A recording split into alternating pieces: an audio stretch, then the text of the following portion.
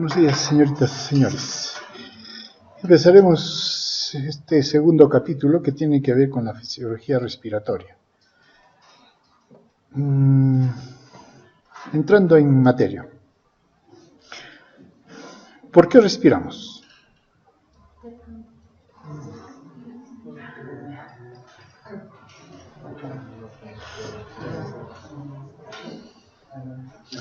Allá los dos señoritos que están en la galería.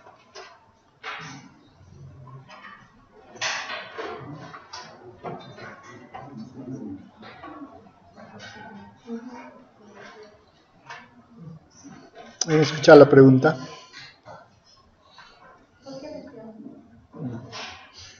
Yo me pregunto, si van a hacer otras cosas, ¿por qué no se quedan fuera?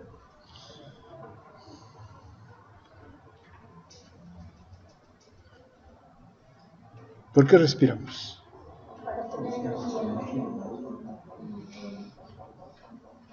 Claro, necesitamos respirar para obtener energía. Y esta energía la obtenemos, ¿en dónde? Por el metabolismo, pero lo obtenemos en realidad en la mitocondria. Y en realidad la respiración se da allí, en la mitocondria.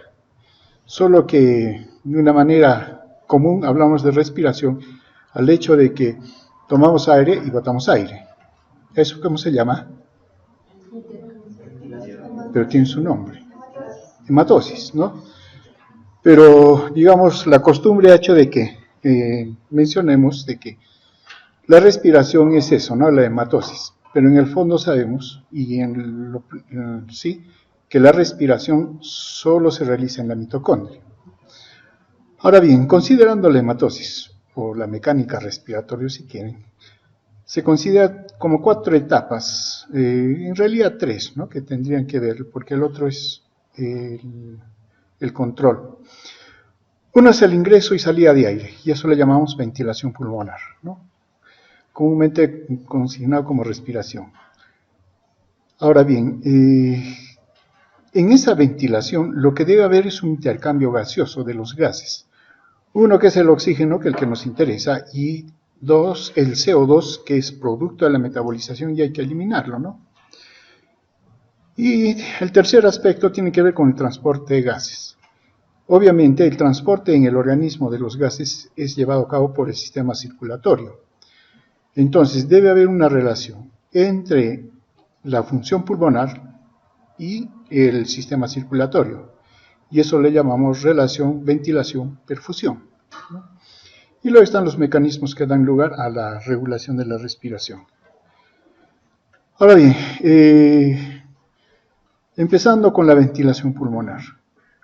Claro, comúnmente definimos a la respiración como el proceso que lleva el aire inspirado hacia los alvéolos y saca el aire de los alvéolos al exterior, ¿no?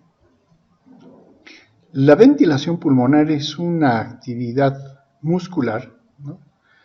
Que el objetivo es mantener o crear una gradiente de presión entre el interior del pulmón y el medio exterior, de tal manera que los gases o el aire, que así le llamamos, pueda desplazarse desde el exterior al interior de los pulmones y luego pueda salir, ¿no?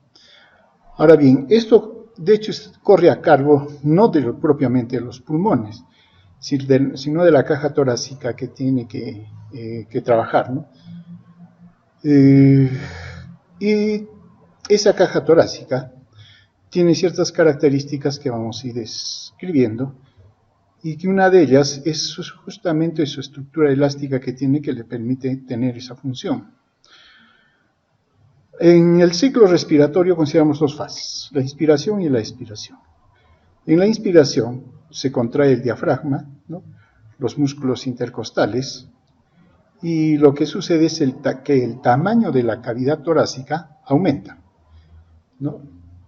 Aumentando un aumento del volumen y una disminución de la presión a nivel de los alvéolos, cierto, pero los alvéolos no son tampoco los activos.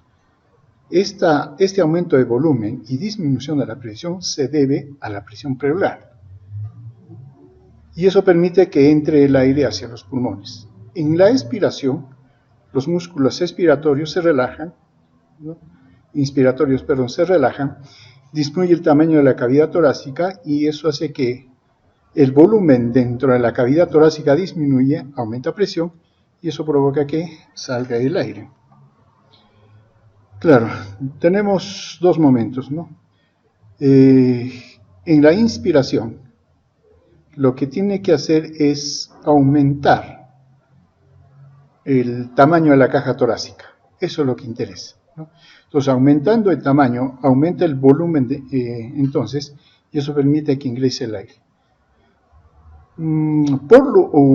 Usualmente, o mejor dicho, en condiciones de reposo, no interviene prácticamente la parrilla costal, sino lo que sucede es que el diafragma, al contraerse, se contrae y esta cúpula baja.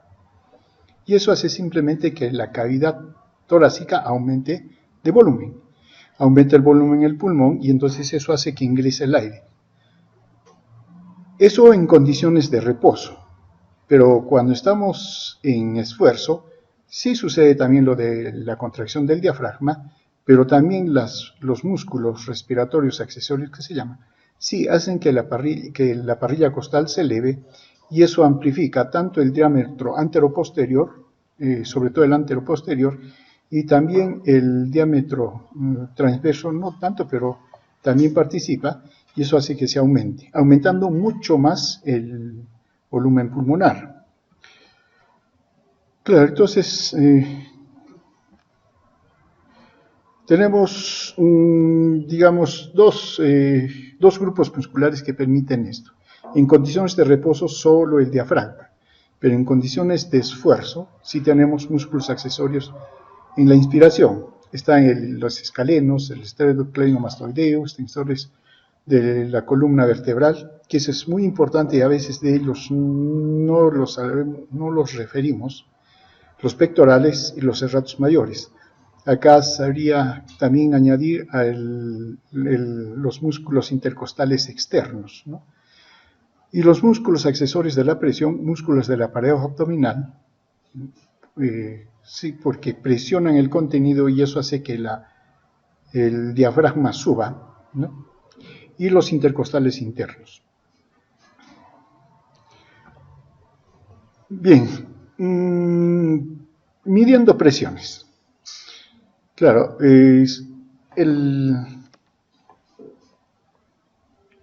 la cavidad intrapulmonar, vale decir, por el momento diremos, la cavidad alveolar, en un punto que es al final de la expiración, está en equilibrio tanto la presión externa como la presión interna, y es más o menos 760 milímetros de mercurio, ¿no? Ahora bien, pero la presión pleural tiene una presión un poco menor, es menos, y la diferencia es 4 milímetros de mercurio. Entonces, acá hay una presión que es del pulmón y acá hay una presión de la pleura. Hay dos presiones. La diferencia es 4 milímetros de mercurio. Ahora bien, esta diferencia es la presión transpulmonar, que después la vamos a ver.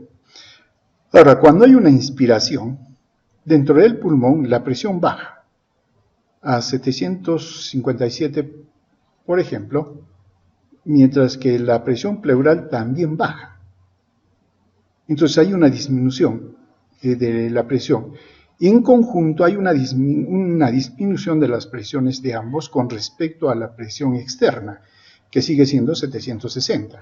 Y eso hace entonces que el aire ingrese. Cuando se da la expiración, la parrilla costal se contrae, el músculo diafragma se relaja, entonces aumentan las presiones. Pero miren, no aumentan las presiones más allá de los 760 a nivel pleural, pero sí a nivel intrapulmonar es de 763, un poco mayor, y eso permite que el aire pueda salir. Para efectos de ver esa mecánica ventilatoria, debemos considerar estos tipos de presión. la presión bucal o atmosférica, que corresponde siempre al aire de la atmósfera. Es continuo y básicamente se mantiene constante, ¿no? Tenemos la presión alveolar, o también considerada como presión intrapulmonar, que es el aire que está contenido dentro de los alvéolos. La presión pleural o intrapleural es la que se mide entre las dos hojas de la pleura. ¿Y a qué se debe esta presión?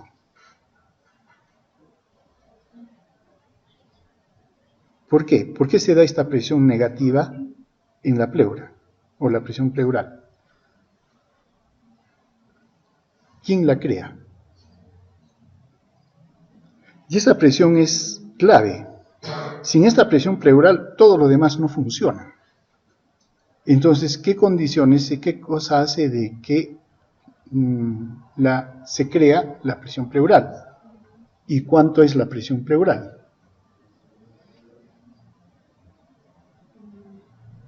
¿Es negativa? Sí, es negativa. Pero ¿por qué se crea la presión negativa?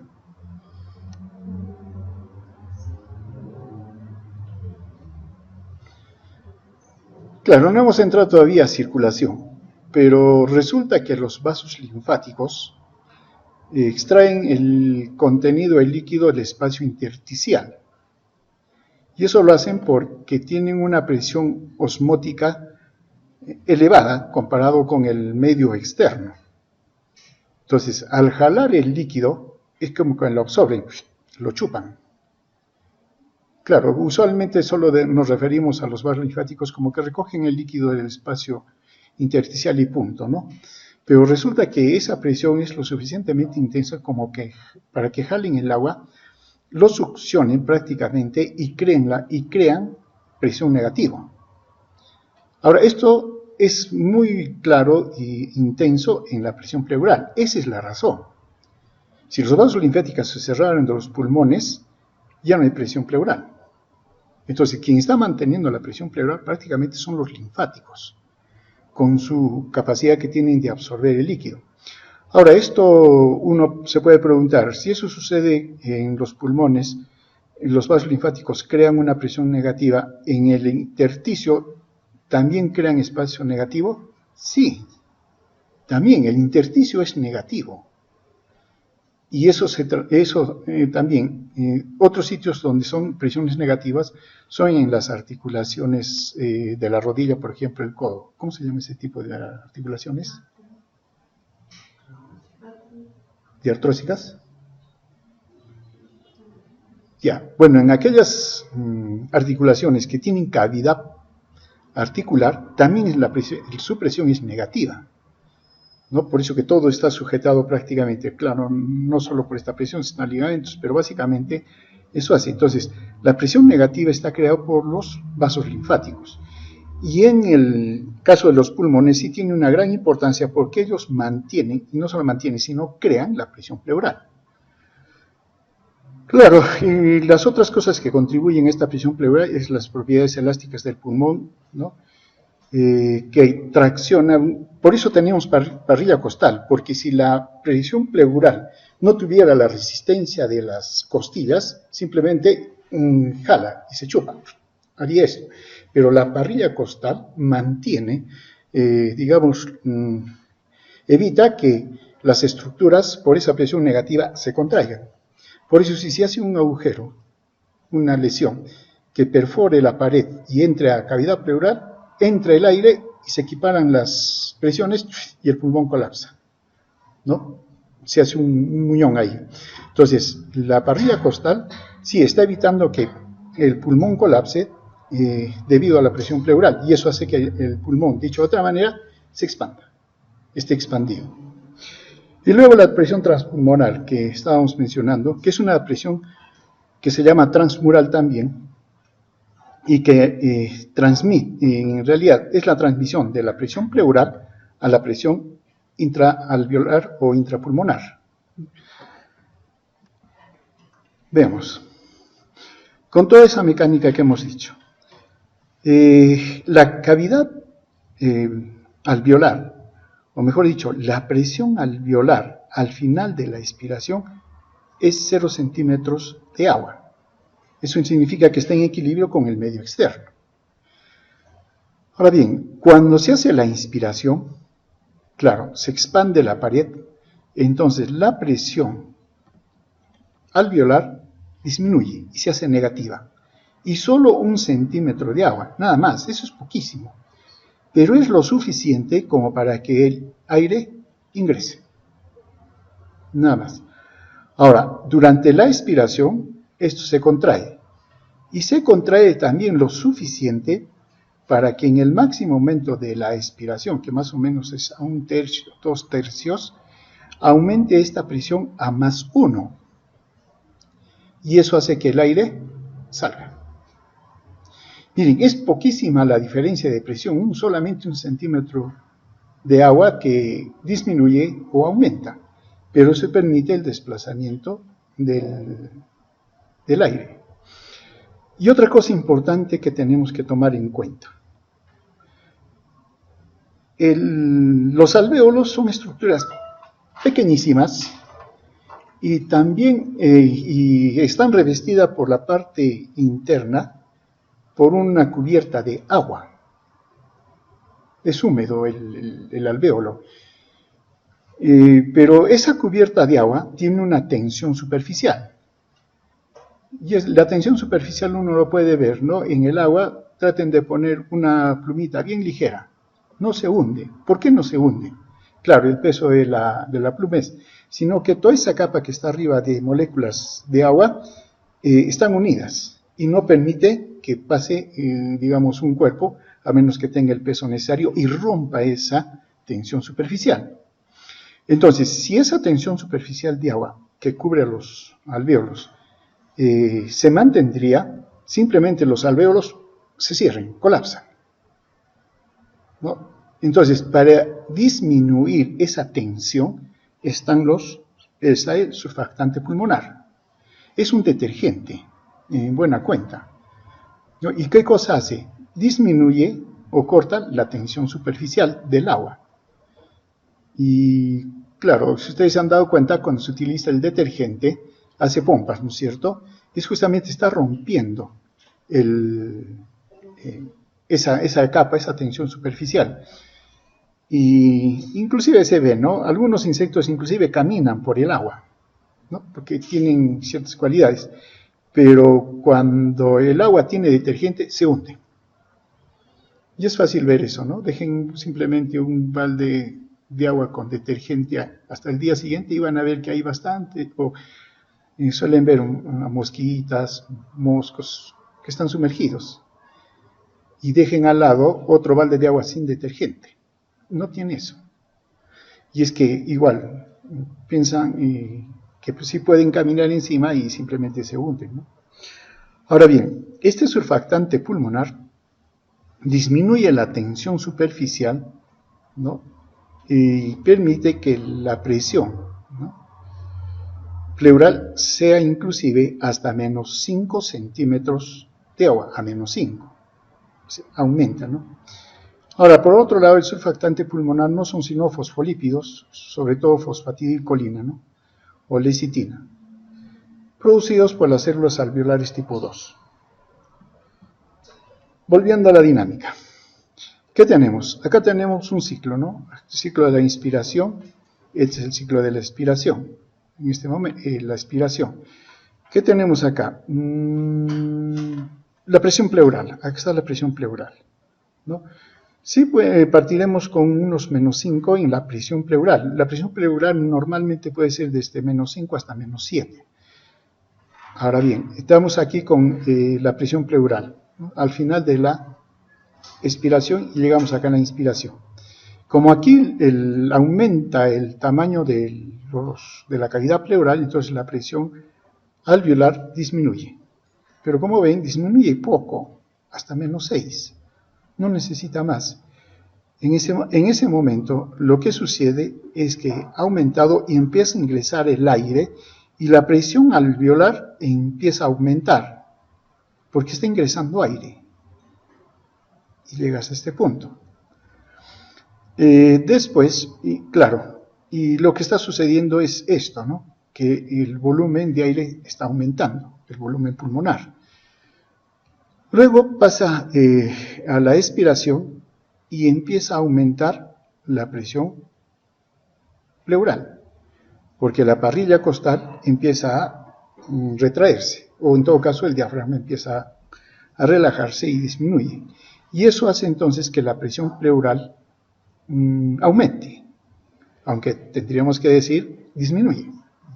El término exacto es disminuye, la presión pleural disminuye. Y como disminuye la presión pleural, la presión alveolar o pulmonar, disminuye, el aire empieza a salir, el volumen disminuye y el volumen de alveolar y por lo tanto la presión alveolar empiezan a disminuir. Es lo que sucede. Ahora, esta fuerza de la presión pleural se transmite entonces a la presión alveolar y eso es la presión transpulmonar.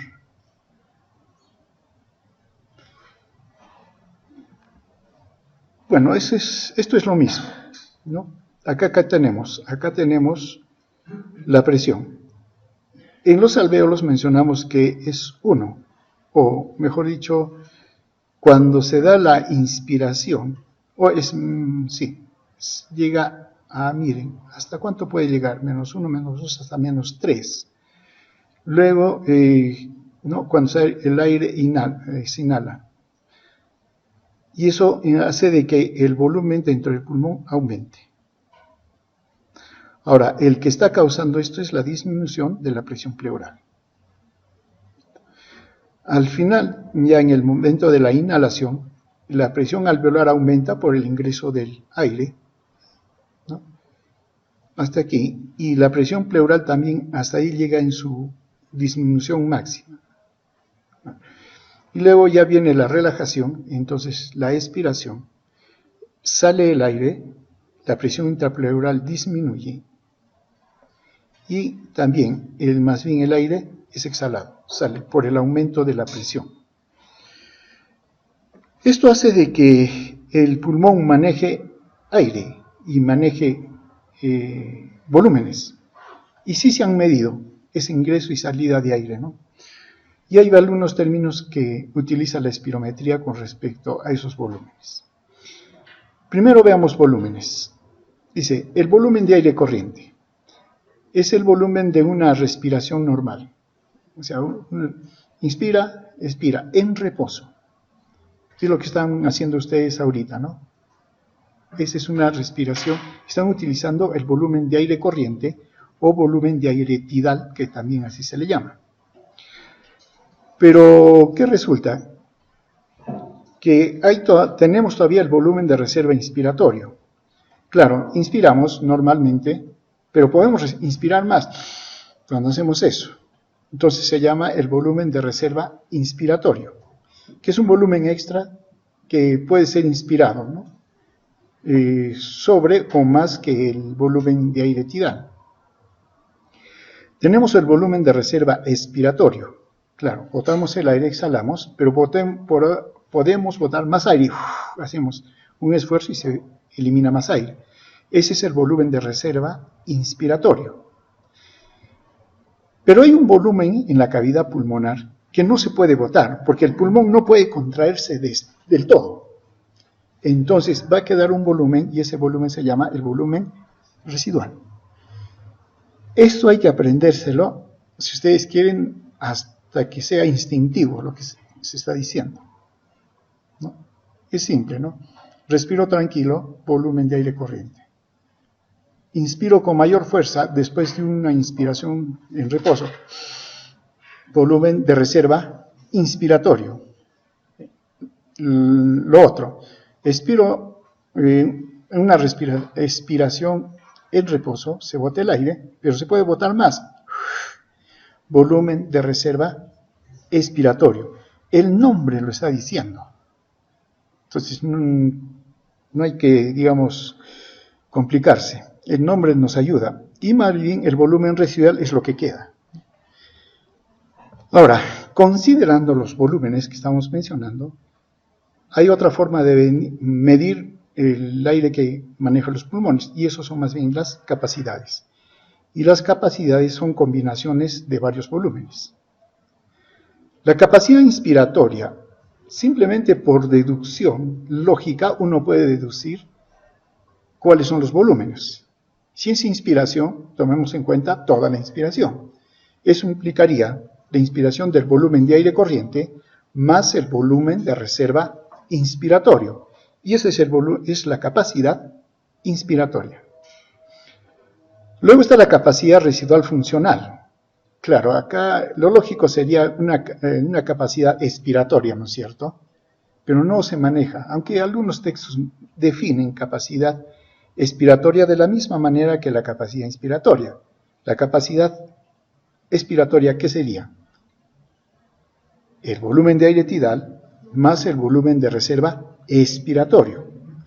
Pero eso casi, sí, algunos textos los mencionan, solamente, digamos, como una manera de hablar también de la capacidad inspiratoria, pero lo que se utiliza en realidad es la capacidad residual funcional, que es la cantidad de aire que permanece en los pulmones después de una expiración normal.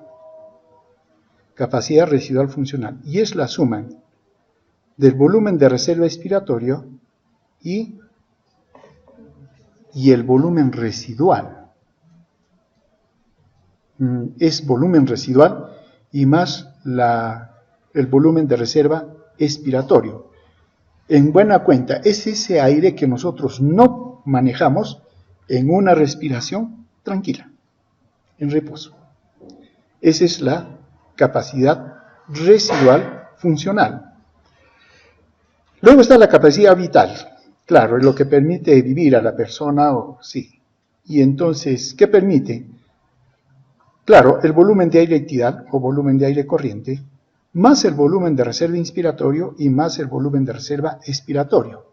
En buena cuenta es todo lo que podemos respirar. Todo.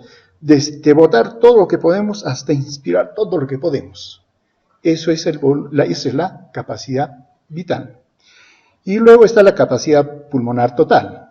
Claro, es fácil, ¿no? ¿Qué sumamos? La capacidad vital y, ¿qué más? Y el volumen residual. Eso viene a ser la capacidad pulmonar total. Y eso es lo que se ve aquí, ¿no? En esta figurita.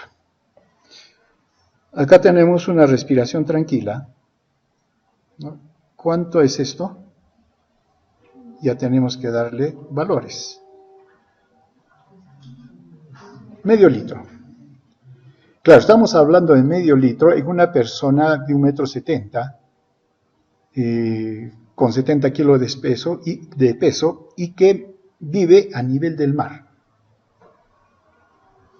Allí está definido esto es lo que es el volumen de aire corriente o aire tidal.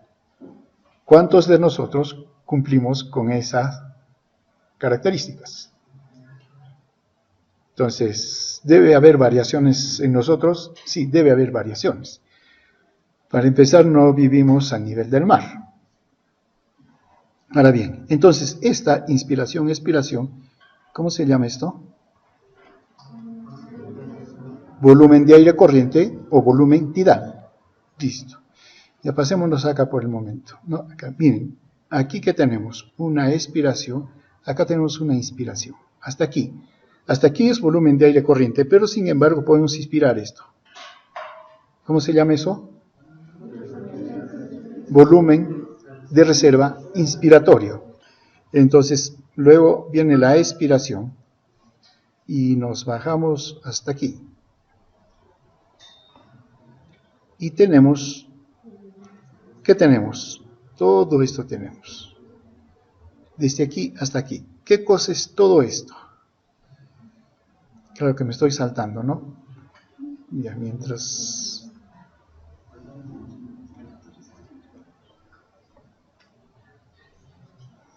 ¿Qué cosa es? Para eso, recordemos la capacidad residual funcional, que vendría a ser desde aquí hasta acá. Y desde aquí, ¿dónde está? ¿No está? Desde aquí. Para acá arriba. ¿Qué cosa es? La capacidad inspiratoria, no volumen inspiratorio. Es capacidad. Entonces uno diferencia. Si es capacidad, toma en cuenta el volumen de aire corriente y el volumen de reserva inspiratorio. Claro, desde aquí, bueno, si tomamos en cuenta solo de este nivel, acá viene la expiración tranquila, pero podemos expirar un poco más. Esto es volumen de reserva expiratorio. ¿No? Listo. Muy bien, acá está el volumen de aire tidal que ya estaba mencionando. Considerando valores. ¿Qué tenemos? Sí, que el volumen de aire tidal es medio litro, o volumen de aire corriente, medio litro, tanto en varones como en mujeres, así se considera, ¿no? Ahora, el volumen de reserva inspiratorio en varones 3.3 y en mujeres 1.9.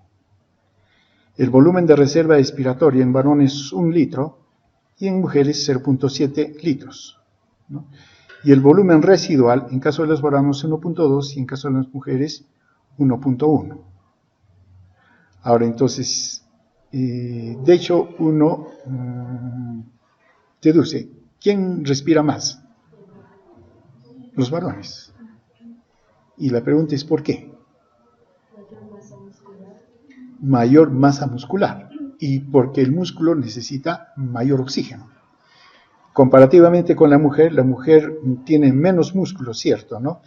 Y entonces, por eso es que también no tiene las mismas capacidades. Y eso se puede ver, ¿no? A simple vista.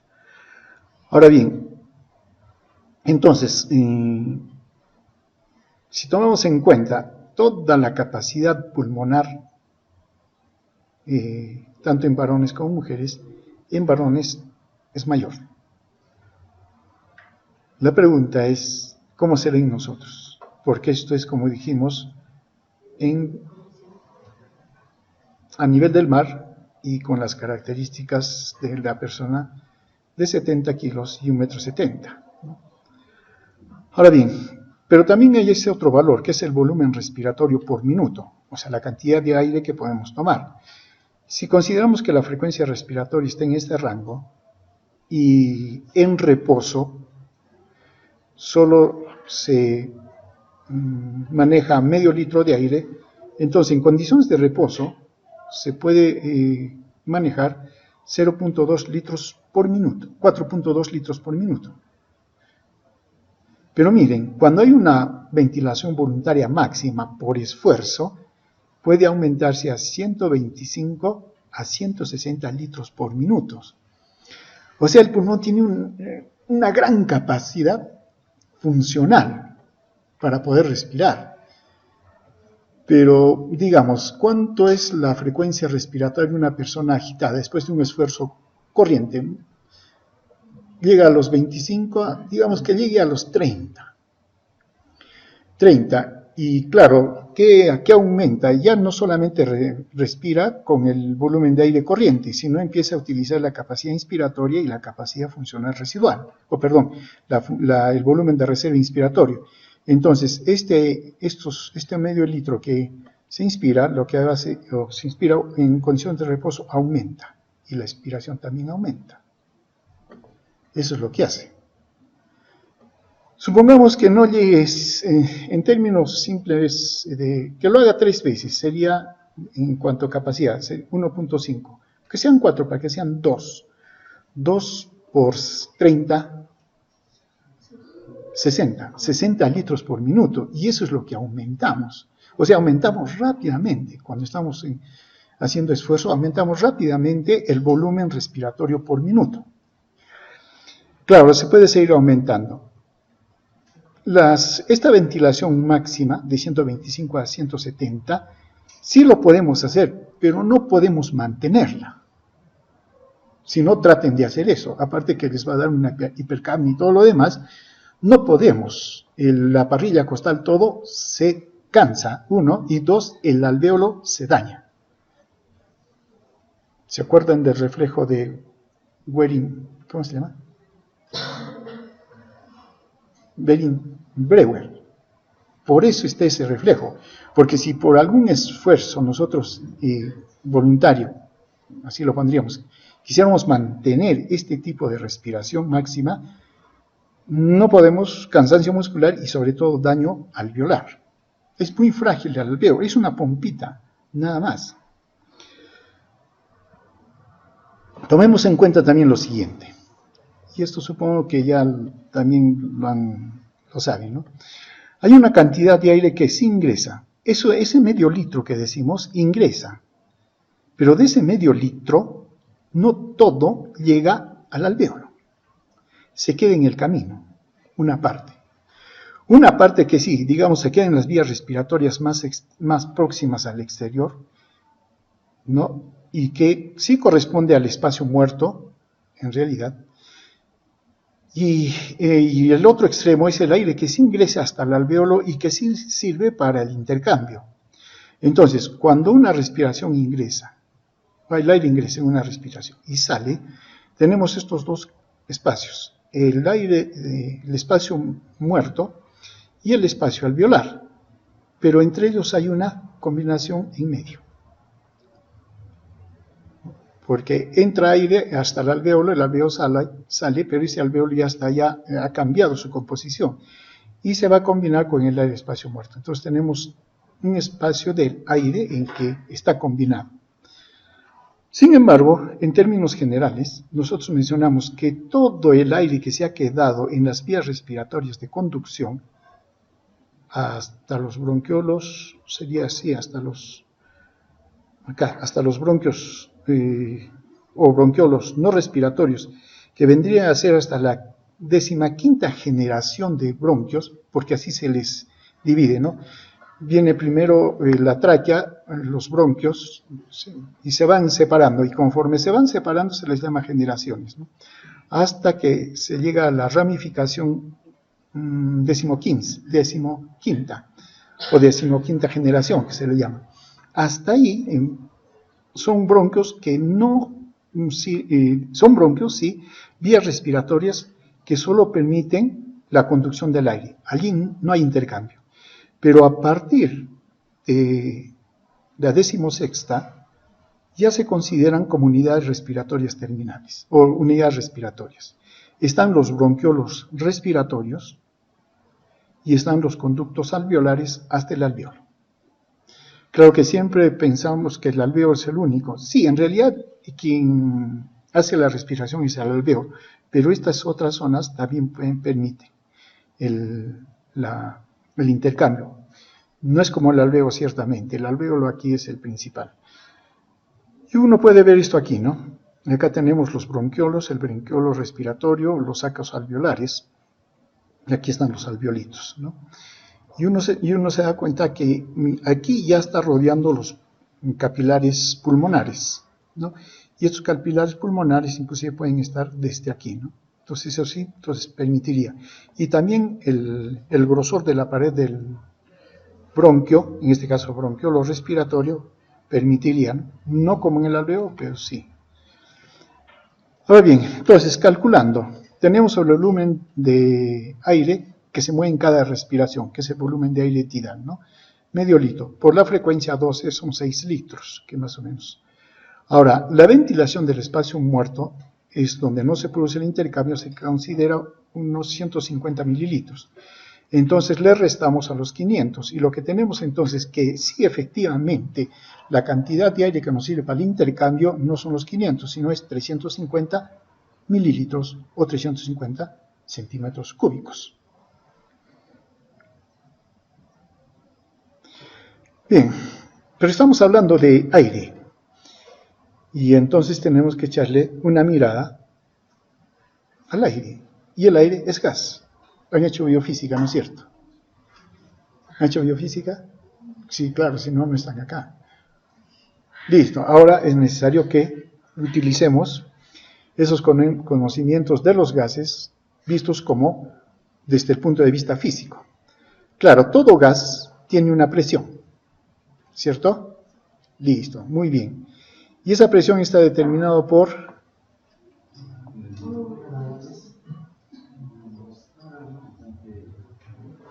número de moles, porque hay que contar algo, ¿no?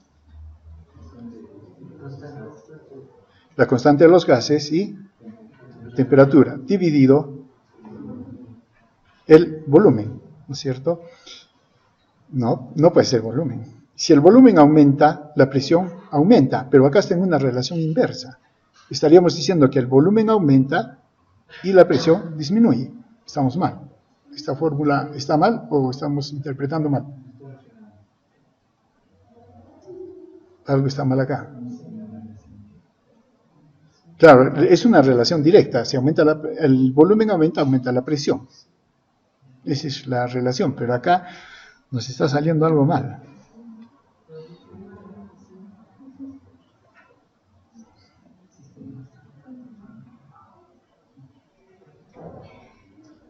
No sé, hay algo que revisen su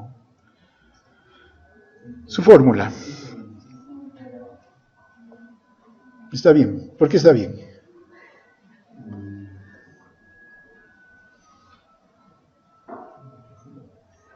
Porque así es, así lo dijo el profesor. ¿O cómo es que estamos interpretando esa ley en función a los pulmones? Claro, ahí tenemos que enfocarlo de esa manera. Lo que estamos haciendo son pulmones y gases en los pulmones, no estamos hablando de gases en general, ¿no? Que sí, pero eso no significa que en los pulmones no se cumple también, tal igual, solo que debemos que ver las condiciones. Entonces, si vemos que, hablando de los alvéolos y todo lo demás, ¿cómo podemos ver esto?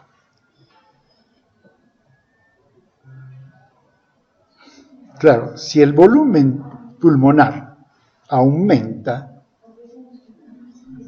claro, la presión disminuye.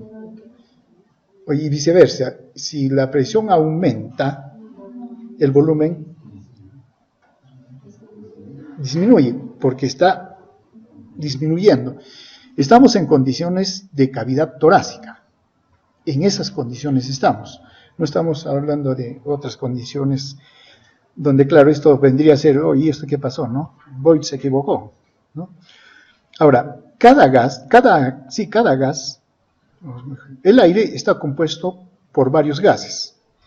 Y cada gas resulta siendo una parte de la presión de todo el aire, que vendría a ser de esa combinación de gas, ¿no? Entonces, la presión de un gas en una mezcla de gases es igual a la presión total multiplicada por la fracción de la mezcla de gas. Claro, tenemos en el aire varios gases, tiene su presión. ¿Cuánto es esa presión aquí en el aire? 760 milímetros de mercurio o torr, claro. O eso equivale a una atmósfera, ¿cierto? Sí, aquí vamos a tener que jugar con todas esas equivalencias. Muy bien, entonces teniendo en cuenta la atmósfera a nivel del mar, claro, 760, ¿cuánto es la presión a la altura? ¿A qué altura estamos? 3.800, 20, 25, 19, 18. Ya, 3.825 vamos a poner por el momento. Entonces, ¿la presión es mayor o menor? Es menor. No, ya estamos partiendo de eso, pero estamos a nivel del mar. El oxígeno corresponde al aire seco, sin agua, en 20.98. Usualmente hablamos de 21, ¿no?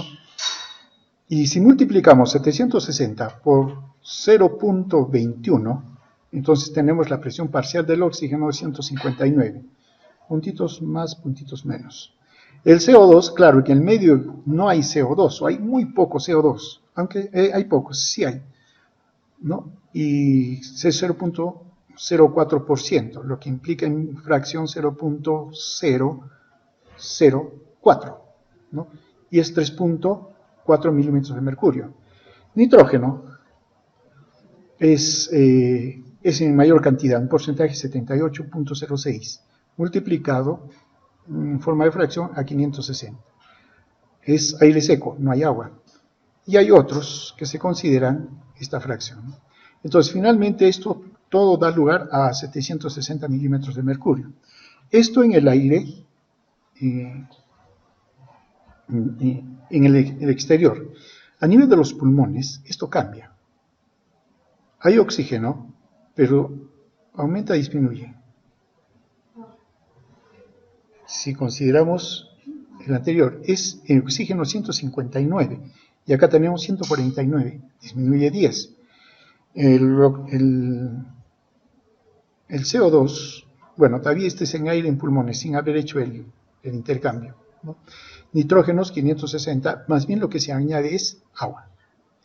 Con esto uno está diciendo en qué tipo de parte del aparato respiratorio se encuentra.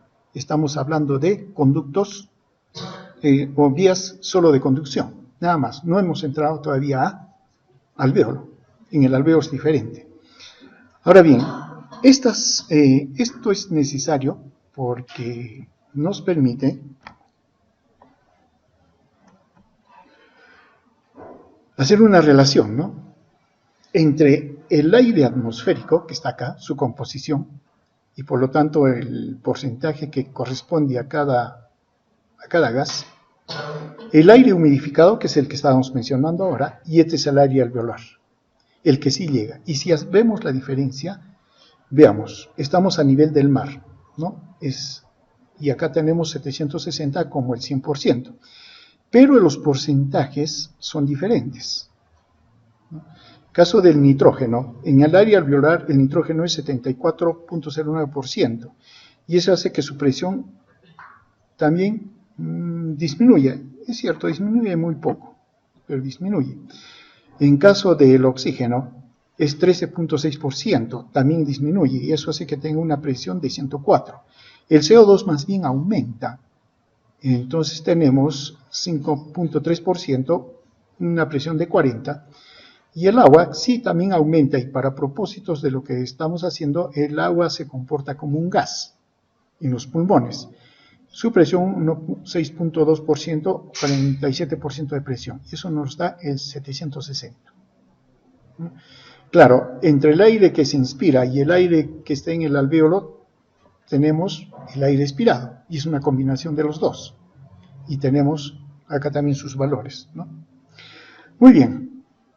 Esto a nivel del mar. La pregunta es, ¿cuáles son las presiones, estas presiones a la altura en que estamos? ¿Se puede encontrar? Sí. Lo único que hay que mantener es estas proporciones, estos porcentajes, y se ajustan la presión.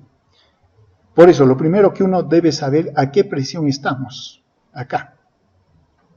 Entonces, conociendo esta presión, recalculamos con estos porcentajes estos datos. Listo. Entonces, primera tarea, rehacen este cuadro, pero con la presión que tenemos nosotros a esa altura. Y esa presión tiene que ser refrendada. O sea, no van a decir, me dijeron, no. Tienen que buscar el dato, yo no sé, pero tiene que ser un dato oficial. El CENAMI tal vez, un estudio que se haya hecho anteriormente, que sea, pero tiene que ser bien refrendado ese dato. Y construyen nuevamente este cuadro. ¿Listo? Muy bien, lo dejamos hasta aquí, por el día de hoy.